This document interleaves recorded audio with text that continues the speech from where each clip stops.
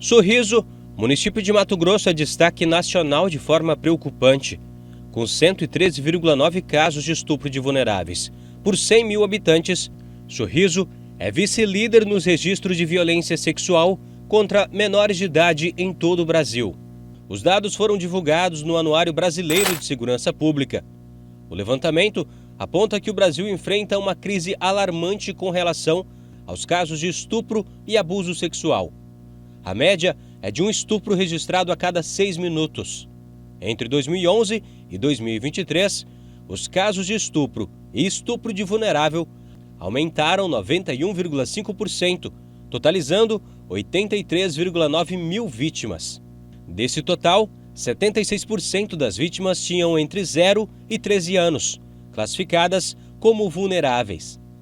Os dados altos não são novidade para o Ministério Público, que ainda revela um outro ponto que o anuário não mostra. Se a gente pegar e partir desse fato, a gente não está vendo reincidência. O pessoal que a gente guardou, né, que foram condenados, afastados da convivência social, eles não estão praticando novos crimes aqui, em Sorriso. Então, se houve alguma reincidência, eles não estão impactando nos nossos números, o que me leva a crer que o fator é outro, né? Então, assim, provavelmente essas condenações são necessárias, claro, mas elas não intimidam o novo abusador. Então, se é assim, né, e aquela pessoa não foi descoberta até que ela chega, esses números estão aumentando, eu só posso concluir que é um fator social. Né? Porque não é reincidência, é uma coisa que, quando denunciada, ele sai, ele não aumenta os números, então eu tenho que concluir que é um fator social.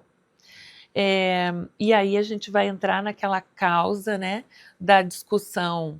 Não pode discutir gênero, mas se a gente não discute gênero, a gente não pode falar sobre o machismo estrutural, que é o que gera essa violência. O relato da promotora coincide com os dados que citam que a maior parte dos agressores são conhecidos das vítimas, com 64% sendo familiares, e no caso das vítimas de 14 anos ou mais, 31,2% dos agressores são familiares, 28,1% são parceiros íntimos e 13,2% são conhecidos. Outro fator que não pode ser ignorado nesta reportagem é que os números são baseados em casos denunciados, em que o abusador foi exposto à justiça. Isso mostra o resultado de um trabalho que foi realizado com campanhas de conscientização e a geração de confiança na polícia. Eu tenho certeza que a nossa rede de enfrentamento aqui é parte significativa, porque é como a gente estava conversando antes. Nós temos um iceberg. Imaginem que esses abusos, em 80% dos casos, eles ocorram dentro da família. Só a pontinha do iceberg, o que sai para fora do oceano, é o que chega de denúncia. O resto é um segredo de família que fica guardado e muitas vezes jamais vem à tona. A gente ouve aí diversas pessoas, né, famosos, falando sobre seus abusos, incentivando e tal, mas que jamais foram para a justiça. A gente vê eles falando depois de adulto, né? Mas quando está passando por aquilo ali, na verdade, existe, sabe, um movimento de abafar? Sabe, eu vejo até alguns pastores falando assim, perdoa, não sei o quê, como se aquilo não fosse uma coisa... Não é questão de perdoar, é uma questão de tentar não fazer com que outra pessoa não sofra aquilo de novo. Diante deste cenário, políticas públicas eficazes e a necessidade de um debate mais profundo sobre o tema, desde a vítima até o abusador, deve ser feito para promover a redução destes números que causam tantas vítimas em Sorriso. Essa informação, essa educação, não só para quem pode estar na condição de vítima, todas as outras pessoas que cercam, ou seja, toda a sociedade. Educar os homens por quê? Para que eles entendam e comecem a absorver, desde pequenos, né?